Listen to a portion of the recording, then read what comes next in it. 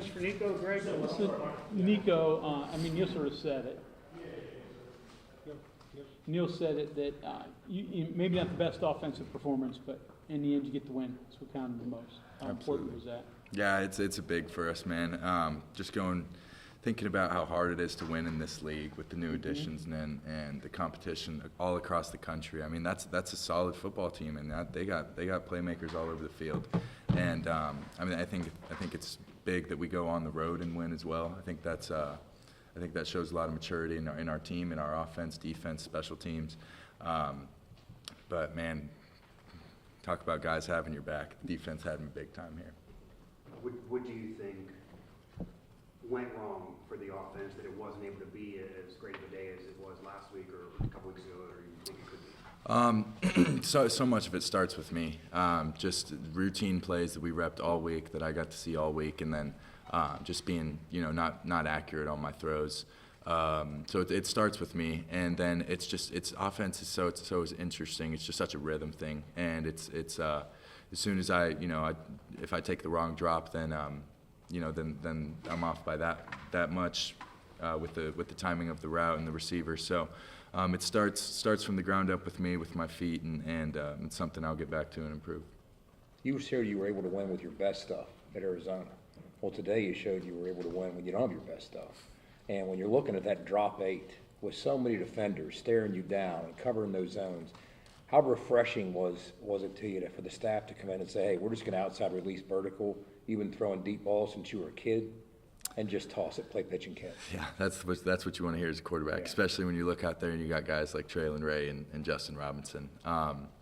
Yeah, the three safety defense, it definitely throws me for a loop for a little bit, and but the more I see it, the more I'm definitely going to be comfortable with it. But I mean, we see it a lot in this league, and it's something I'm going to have to get used to. But like you said, man, there's nothing like a one-on-one go ball outside, and that's where the trust and the timing and all those factors come into play. And I'm just happy that that my guys could make some plays for me. What's the momentum change like after the pick six? I mean, you guys are struggling up until that point, and all of a sudden it seemed to flip. Yeah, yeah. Football is all momentum. It's all just how fast that can change. I mean, huge play by my boy back there, Ant Wilson. I mean, that's a quarterback's dream. And what's so relieving to think about is we still haven't played a complete West Virginia football game where it's great offense, great defense, great special teams. I think we had great defense, great special teams today, but that offensive factor, that's on me, starting starting with me up front. So I think when we can play good on all three fronts, we're going to be really dangerous. Talk about their red zone defense. One of the better red zone defenses in the Big 12. So tough to score touchdowns once you get inside the 20. You managed to do so a couple times today. What makes it so tough, and how are you guys able to overcome it a couple times? I think the fact that they, going back to this certain type of defense, that three safety defense, when they're dropping 8 in the red zone and you only have 25, 30 yards to work with, I mean, those are tight windows. So that's where you really got to be judicious with the ball, and me underthrowing Rod there in the red zone, that's a miss we can't have, and that's something we'll get back to, and that's that's just an accuracy error on my part. But I mean, yeah, credit to them. I mean, that's something we talked about all week that they do really well is takeaways in the red zone. Mm-hmm. And it was something I talked about last week as well, is that we want to improve is scoring touchdowns in the red zone, not field goals, touchdowns. So, we could have been better in that front, but yeah, I mean, they're one of the best at it. You like playing on the road, a little bit more focus to come together, things? For sure. Something Coach Brown always reiterates to us when we travel is these are the moments you remember as a college football player, when you're traveling with your 70 of your best friends and you're all staying in a hotel together and eating all these meals together, and these are the ones you remember, and I'm blessed enough to have a great crew around me. I mean, these are, like you said, these road games, they're definitely in a way more fun than the home games, because traveling's always fun, getting on a plane, and we even made a stop in somewhere in Ohio yesterday and had a little practice and seeing the country a little bit. So yeah, it's always fun. What's your comfort level on the red zone slants? You hit the touchdown Ray on a couple weeks ago. Obviously you've had another one today, Robinson. Mm-hmm. Yeah, that's something I've always prided myself on since high school, really.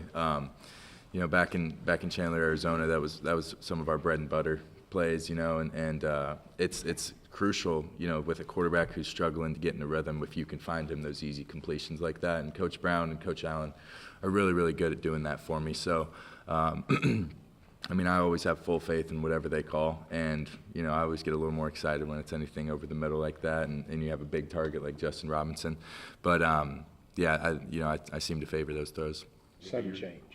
Talk about the throwback screen to Jaheim. That's the last one I got. Yeah, that's a fun play. That's something we talked about all week again. You know, first play after a takeaway is going to be that play to Jaheim. So I mean, that's all about just getting special people like Jaheim in space, and they're going to do what they do, and they're going to make people miss.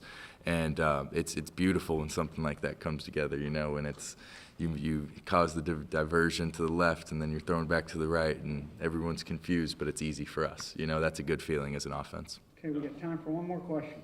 How did Green help you all week? How conversation with Green, preparing you? Mm-hmm. Yeah, you know, that's a veteran. I mean, that's a veteran in this offense, in this program. I mean, that anything he says to me, I always am more than happy to listen to. He was in every single meeting, was in every single game prep.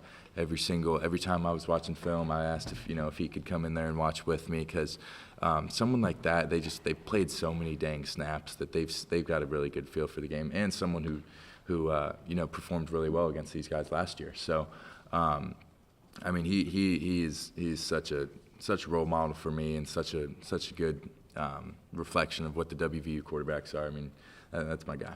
Okay, Mike Tizada is it. Just 2-0 the best you can be, right? 2 starts, but it sounds like Garrett's closer tight to that. Just what do you think about? I'm not asking you to call crown yourself quarterback. Like, how do you go into next week? Though it could be a competition. Absolutely. I mean, I think it plays right into this mentality we have that Neil's kind of been preaching us. It's just be 1-0. I mean, the only thing I can worry about is being the best teammate possible. My number gets called. I'm going to give my guys the best chance to be successful. But I think when it gets back to, talking about who's going to play and stuff, it's really about who's going to be a great teammate and who's going to support the other guy. And if it goes either way, I know that Garrett's got my back and I got his. So we've proven to have success with both. And, I mean, we're both dangerous. We both have crazy skills. So, I mean, whichever way it goes, I'm always going to be behind my brothers. Okay, thank you very much. Thanks, guys.